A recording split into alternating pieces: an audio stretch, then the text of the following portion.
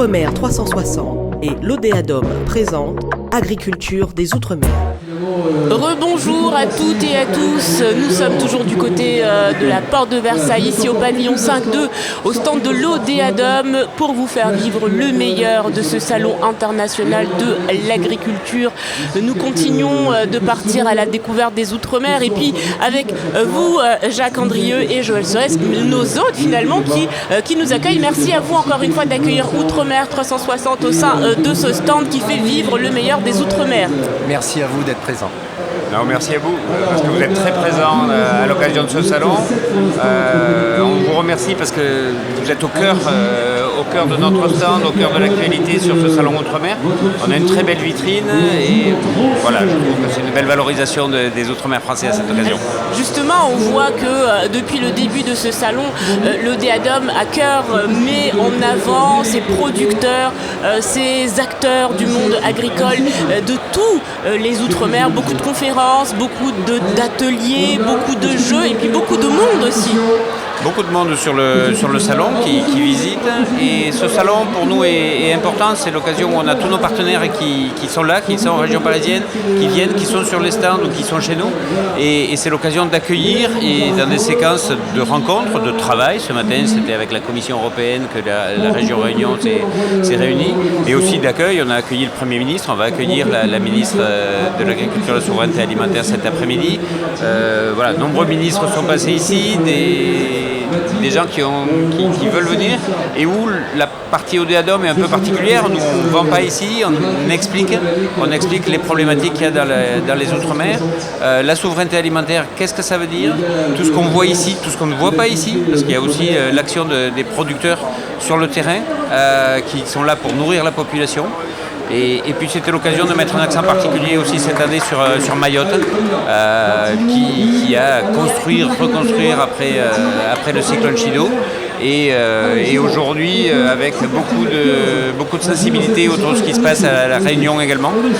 Le président est de la Réunion, il est producteur à la Réunion, et on voit bien que cette question climatique, alors avec les événements extrêmes, avec les cyclones, est une question extrêmement sensible, mais au-delà de ça, le changement climatique dans sa globalité est aussi un enjeu qui doit être pris en compte sans doute de manière majeure pour les années à venir. Alors justement, on parlait du cyclone Chido à Mayotte, le cyclone Garance actuellement à la Réunion, et les producteurs inquiets qui expliquent que les vents extrêmement violents, des toits qui s'envolent et des productions finalement qui sont à terre. Joël Sorès.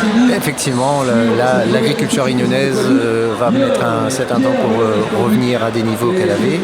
Les échos que nous avons et les retours presse nous indiquent que l'agriculture a beaucoup souffert, pour ne pas dire elle a été anéantie, puisque les forces, les vents sont tellement puissants et beaucoup de pluie en même temps, donc ça nous pose problème effectivement. Et on a hâte de revoir rapidement nos exploitations. En tout cas, petit message à l'attention des agriculteurs qui sont actuellement touchés.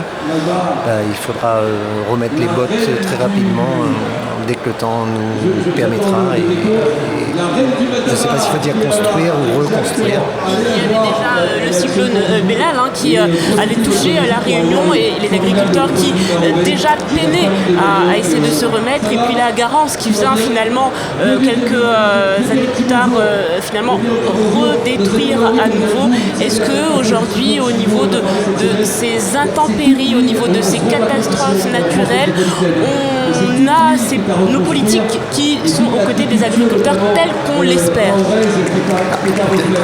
On ne peut pas dire qu'ils ne sont pas là. Peut-être c'est le niveau d'intervention qui doit changer, et la rapidité de la mise en exécution des fonds pour pouvoir redémarrer très rapidement. Moi, j'ai des collègues que j'ai eu au téléphone qui devaient faire leur première récolte de bananes puisqu'ils avaient tout perdu. Et voilà, 2 ans de suite, ils ne produiront pas et ils n'auront pas à produire, et du coup ils ont investi énormément. Et c'est à cette période que le vent, que les intempéries viennent mettre à mal tout ça. Alors là, nous sommes au Salon international de l'agriculture, donc on célèbre l'agriculture, mais c'est aussi, Jacques-André, l'occasion finalement de faire remonter les doléances des agriculteurs. C'est aussi votre rôle finalement, en tant qu'acteur majeur de ce secteur, d'accompagner donc ces doléances, ces combats, ces difficultés. Oui, alors en n'insistant pas que sur les difficultés, c'est la sensibilité des Outre-mer, faire valoir que c'est une partie de la ferme France qui a toute sa place. Elle est limitée, mais elle est réelle, et qu'il faut qu'il soit pris en compte effectivement, non seulement par le ministère des Outre-mer et d'une politique ultramarine, mais également d'une politique agricole, que ce soit au niveau national, avec une vraie place dans les débats nationaux et dans les débats européens, parce qu'on voit que dans ce salon, il y a également des tas de questions qui se posent autour de la future politique agricole commune. Et il y aura la question de la prise en compte des régions ultra-périphériques, puisque c'est comme ça qu'on les appelle à Bruxelles, la prise en compte des RUP dans les futures négociations européennes. Alors qu'est-ce qu'on peut dire des avancées depuis le début de ce salon? On a eu donc ces conférences, on a eu ces grands rendez-vous aussi, peut-être un bilan alors qu'on arrive tout doucement à la fin de ce salon international de l'agriculture. On rappelle que le salon ferme ses portes le 2 mars prochain. Est-ce qu'on peut faire déjà un mini bilan, essayer de faire une rétrospective des avancées peut-être qu'on peut enregistrer? Alors, c'est pas encore un bilan, ça ne ferme que dimanche, il faut dire aux gens qui peuvent encore venir jusqu'à dimanche à ce salon. Mais la partie effectivement un peu institutionnelle, elle a été très intense en début de semaine.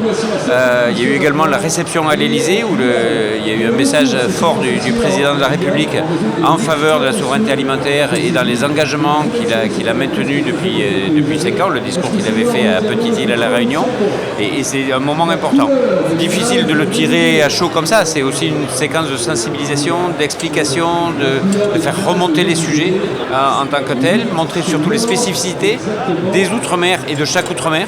On est toujours avec cette question-là, avec chacun qui est spécifique, ça se voit très bien ici, mais arriver à le mettre sur le devant de la scène et expliquer ce que c'est que cette particularité, spécificité. C'est pas la même agriculture, ce ne sont pas les mêmes agriculteurs, mais ils sont partie intégrante de la ferme française. Et puis pour ajouter à propos de Jacques, c'est que nous avons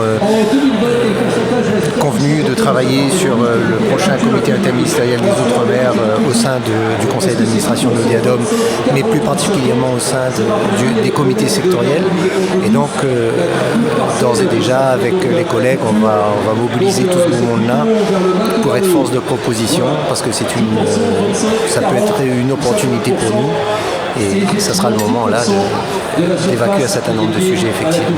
En tout cas, le salon se tient donc jusqu'à dimanche, mais déjà on peut faire un bilan des médailles, cette explosion de médailles. Et hier, donc ici sur ce salon, cette récompense donc, des producteurs agriculteurs ultramarins avec 131 médailles, 52 en or cette année. L'année dernière, nous étions à 113 médailles. Donc c'est vraiment finalement un record qui est explosé. Alors, ça prouve bien que sur nos territoires, nos agriculteurs qui ne sont pas là, comme le rappelait Jacques tout à l'heure, parce que pendant que ici vous allez plutôt voir des produits qui ont été transformés et qui ont été exportés, mais c'est l'excellence de nos territoires qui est mise en valeur et la reconnaissance de la qualité de nos produits, puisque nous avons beaucoup investi dans nos territoires respectifs à faire de sorte que nous soyons dans des standards à échelle internationale sur la qualité de la production. 131 médailles, 52 médailles en or, finalement c'est la reconnaissance de ces produits d'excellence. Que faudrait-il faire finalement pour accompagner cette reconnaissance à l'international et cette exportation aussi, comme les producteurs aimeraient de plus en plus? Alors, je crois qu'un certain nombre sont présents sur le marché international. Après, il est question simplement de pouvoir se positionner, avoir les quantités, être en mesure de se développer pour ça. Alors, j'en profite pour remercier quand même largement le commissariat général parce qu'il se mobilise beaucoup pour que, spécifiquement pour les Outre-mer, il y ait cette remise ici. Ça se fait pour aucun autre département, aucune région française. Mais comme les gens sont là, on en profite ici pour leur remettre les médailles. Et ça, c'est vraiment sympathique. Et poursuivre dans mon propos sur la ferme France, c'est-à-dire qu'on voit, y compris avec des critères qui sont les critères extrêmement sélectifs du concours général, les Outre-mer sont là, sont bien là et sont capables de concourir dans leur catégorie, mais ils sont capables de concourir et d'être au meilleur niveau. Alors effectivement, ici c'est une vitrine, c'est une très belle vitrine. Alors les rhums sont très présents, mais aussi beaucoup de produits, de la vanille, des confitures aussi, des confitures, beaucoup de produits transformés, comme le disait le président. C'est l'occasion de les montrer, de montrer que l'agriculture c'est aussi ça. Ce sont aussi des filières agroalimentaires qui sont là, et il y a une belle reconnaissance à ce salon. En tout cas, c'est jusqu'à dimanche 2 mars que vous pouvez retrouver ici au pavillon 5.2 le meilleur des Outre-mer, avec bien évidemment le stand de l'Odéadom qui fait en fait le tour des Outre-mer. Et puis juste à côté, la Guadeloupe, la Réunion, Mayotte, la Martinique, le village du Pacifique que vous retrouvez, la Guyane et tous ces territoires qui font la fierté de la France. Merci beaucoup, messieurs, d'avoir répondu à nos questions. Merci.